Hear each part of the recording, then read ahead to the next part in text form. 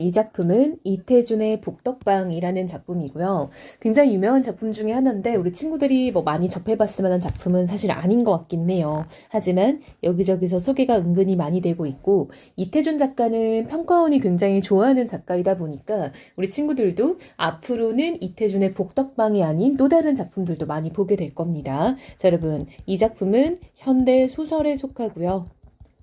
세태소설이라고 불립니다. 여러분, 세태소설은 세상의 어떤 단면이 잘 드러나는 소설이라고 할 수 있거든요. 그래서 세태소설이라는 거는 이 작품이 담고 있는 그 당시 시대상이 잘 드러난다라고 보면 좋을 것 같아요.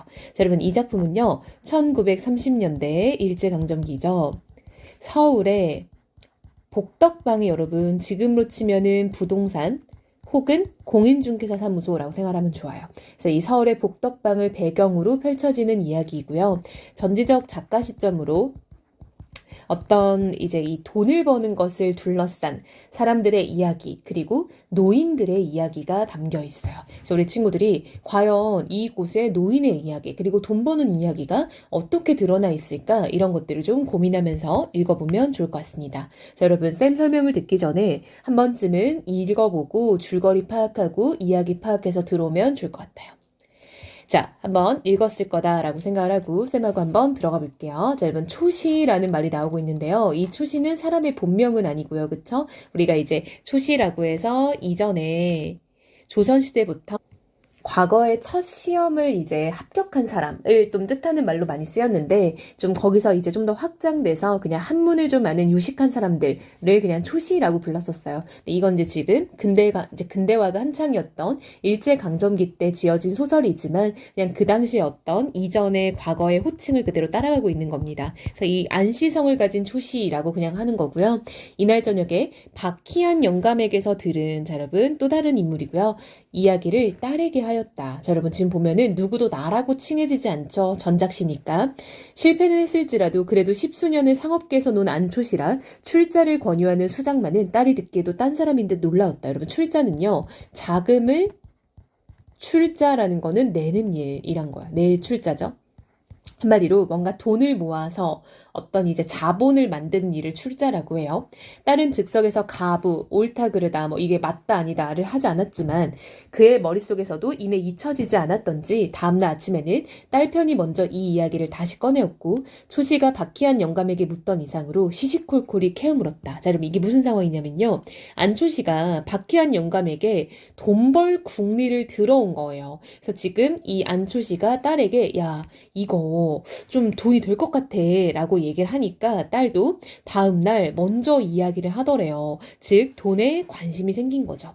그러면 초시는 또 박희한 영감 이상으로 손가락으로 가리키듯 소상히 설명하였고 1년 안에 청장을 하더라도 최소한도로 50배 이상의 순이익이 날 것이라 장담 또 장담하였다. 자, 여러분, 지금요 딸과 안초시는 돈 벌 궁리를 하고 있는 것을 우리가 알 수 있겠죠. 딸은 솔깃했다. 사흘 안에 연구소 집을 어느 신탁회사에 넣고 3,000원을 돌리기로 하였다. 초시는 금시 발복이나 된 듯 뛰고 싶게 기뻤다. 자, 여러분, 지금 안초시도 딸도 그렇고 매우 세속적인 모습을 알 수 있죠. 지금 둘 다 돈 버는 일에 굉장히 관심이 많다라는 걸 알 수 있어요. 그쵸? 이 부분을 보면은 그래서 우리 친구들이 여기다 좀 정리를 해두면 좋을 것 같은데요. 이들은 돈을 벌겠다라는 마음이 가득한 탐욕적인 모습을 보이고 있고요. 어떤 물질에 대한 그리고 세속적인 욕망이 가득한 것을 알 수 있죠. 그래서 여러분, 지금 딸이 사흘 안으로 연구소 집을 신탁회사에 넣고라는 건요. 집을 담보로 이제 돈을 빌리는 그런 계획을 세운 거죠. 이런 상황을 통해서 봤을 때 이 당시에만 해도 이제 이 부동산 투자에 대한 어떤 기대감이 굉장히 들끓었던 시기이고 이렇게 투기를 함으로써 돈을 버는 세력이 굉장히 많았다 보니까 안초시 같은 사람에게도 그런 정보가 흘러들어오는 거고 안초시도 딸을 이제 설득해서 돈을 투자하는 모습을 지금 보이는 거죠. 서참이 이놈 나를 은근히 멸시했겄다. 내 굳이 널 시켜 네 집보다 난 집을 살 테다. 니깟 놈이 천생 각해지 별거냐? 라고 하면서 자기를 은근히 무시하던 서참이에 대한 어떤 그런 마음도 지금 드러내고 있는 것도 우리가 알 수 있겠죠. 그러나 신탁회사에서 돈이 되는 날은 웬 처음 보는 청년 하나가 초시의 앞을 가리며 나타났다. 그는 딸의 청년이었다. 딸은 아버지의 손에 단 1전도 넣지 않았고 고끝 청년이 나서 돈을 쓰며 처리하게 하였다. 자, 여러분, 이 청년은요, 딸의 남자친구예요. 근데 지금 이 딸은요, 자기가 이제 돈을 빌린 거잖아요. 집을 담보로. 근데 그 돈에 대해서는 아버지가 손도 못 대게 하는 거예요. 한마디로 혈연 관계보다 지금 이런 물질적인 이해를 더 중시 여기는 그런 딸의 태도가 나타나고 있는 거죠. 우리 아빠지만 아빠보다 나는 내 애인이 더 믿음직스러운 거고, 이제 그 사람이 돈을 다 처리하게 하는 그런 상황이 지금 드러나고 있습니다. 이런 것들도 여러분, 이러한 근대화 시대의 새로운 모습이라고 볼 수 있겠죠.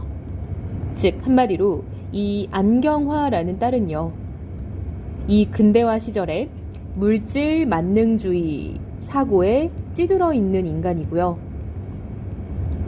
이러한 물질 만능주의에 대한 마음이 아버지와의 어떤 혈연 관계보다 더 중요시 여겨지는 거죠. 처음에는 팩 나오는 노염을 참을 수가 없었으나 며칠 밤을 지내고 나니 적어도 3,000원의 순이익이 5, 6만 원은 될 것이라 10,000원 하나야 어디로 가랴 하는 타협이 생겨서 안초씨는 으슬으슬 그 이를테면 사위 녀석격인 청년의 뒤를 따라 나섰다. 처음엔 여러분 이 사람이 이제 딸내미한테 마음이 상한 거죠. 그래서 막 화가 나다가도 야 그래도 내가 한 5, 6만 원 정도의 이득이 생기면 10,000원쯤은 나에게 돌아오겠지라고 생각을 해서 그래 참아야겠다라고 안초씨가 느꼈다라는 거예요. 즉 안초씨 역시 그 이득을 탐하고 있는 거죠. 10,000원 정도는 딸이 나한테 떼줄 거라고 생각하면서 근데 1년이 지났어요. 모두 꿈이었다. 꿈이어도 너무 악한 꿈이었다. 자, 여러분 지금 안초씨가 어떤 투자 정보를 들어와서 투자를 했는데 1년 동안 단 한 수익도 나지 않았던 거예요. 3,000원어치 땅을 사놓고 날마다 신문을 훑어보며 수소문을 하여도 거기는 축항이 된단 말이 신문에도 소문에도 나지 않았다. 용당포와 다사도에는 땅값이 30배가 올랐느니 50배가 올랐느니 하고 졸부들이 생겼다는 소문이 있어도 여기는 감감소식일 뿐 아니라 나중에 역시 이것도 박희한 영감을 통해 알고 보니 그 관변 모씨에게 박희한 영감부터 속아 떨어진 것이었다. 즉 한마디로 여러분 축항이라는 거는 여기에 항구를 구축한다라는 소문이 있었다는 거예요.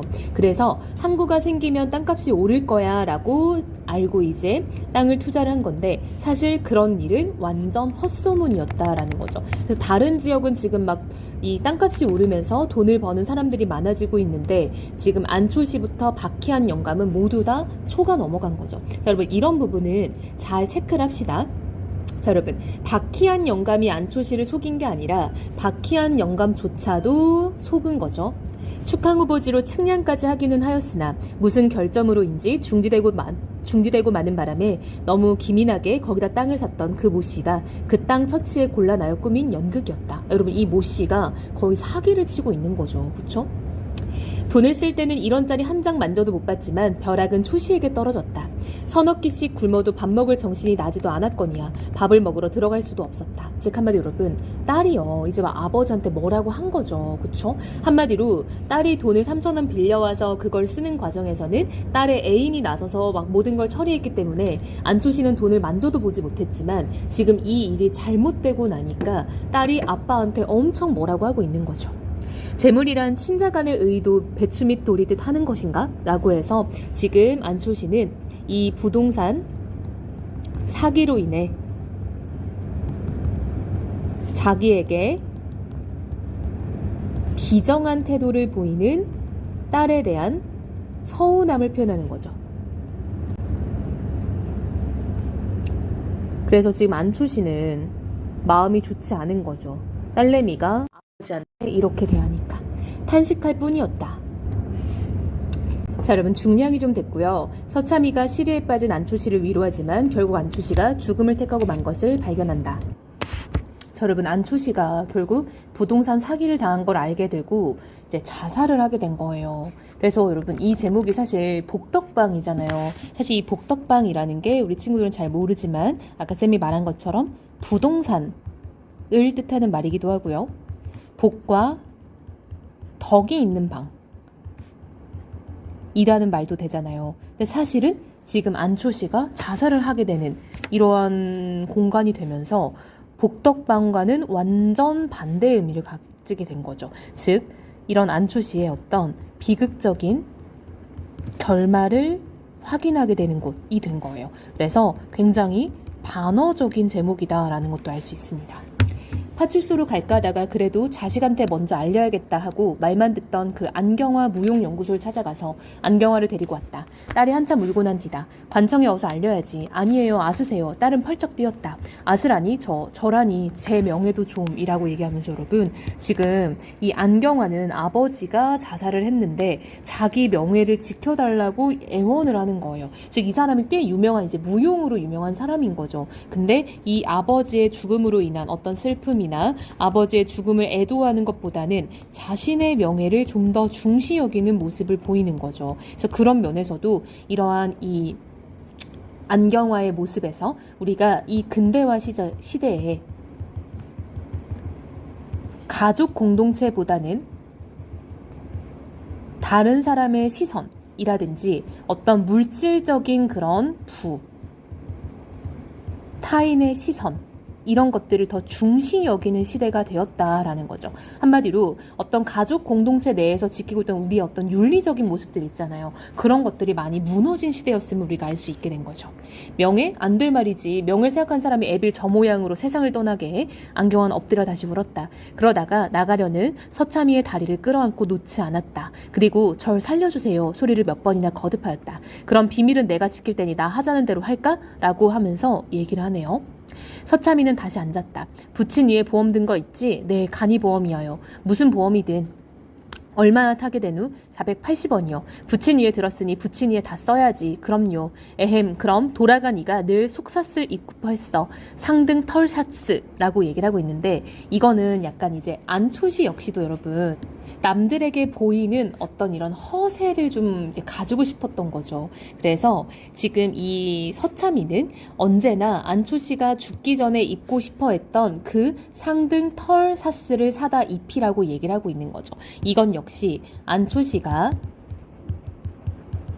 어떤 허례허식을 가지고 있었음을 우리가 알 수 있는 거죠. 그걸 하고 위에 진견으로 수의 일습 구색 맞춰 짓게 하고 선산이 있나 묻힐 데가 웬걸요 없어요. 그럼 공동묘지라도 특징지로 널찍하게 사고 즉 여러분 이것도 지금 보여주기식인 거죠. 그래서 이런 두 번째 어떤 허례인 거죠.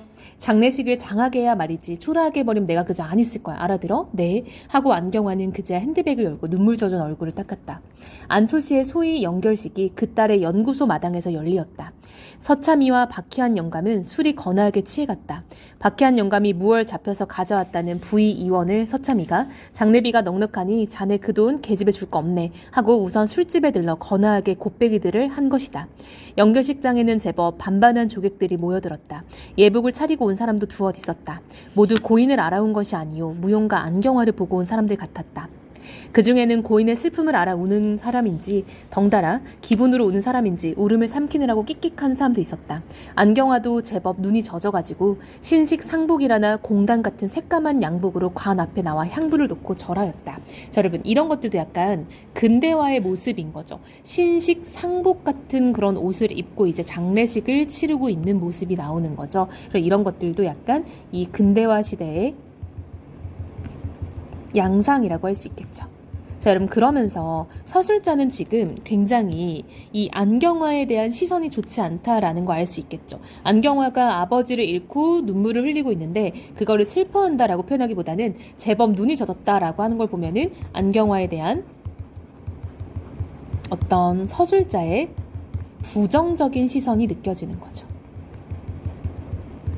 그 뒤를 따라 한 20명 관 앞에 와 꾸벅거렸다. 그리고 무얼하고 짓거리고 나가는 사람도 있었다. 그들의 분향이 거의 끝난 듯 하였을 때 에헴 하고 얼굴이 시뻘건 서참이도 한마디 없을 수 없다는 듯이 나섰다. 향을 한 웅큼이나 집어놓아 연기가 시커멓게 올려솟더니 불이 일어났다. 후후 불을 불어 끄고 수염을 한번 쓰다듬고 절을 했다. 그리고 다시 햄 하더니 조사를 하였다. 나서 참이세 알겠나? 흥 자네 참 호사일세 호사. 아 잘 죽었느니 자네 살았으면 이만한 호사를 해보겠나? 인전 안경다리 고칠 걱정도 없고 아무턴지 하는데 박희한 영감이 들어서더니 이 사람 취했네 그려 하며 서참이를 밀어냈다. 자, 여러분 이 부분 보면요 지금 친구인 서참이가 자네 호사네 호사라고 얘기를 하고 있는 거죠. 그쵸? 근데 여러분 이게 어떻게 사람이 죽은 게 호사겠어요. 그쵸? 이런 건 약간 반어적 표현인 거죠. 당신 살아생전 못 누리던 거 죽어서 누리니 참 호사네 라고 말을 하지만 사실은 굉장히 안타까워하는 거죠.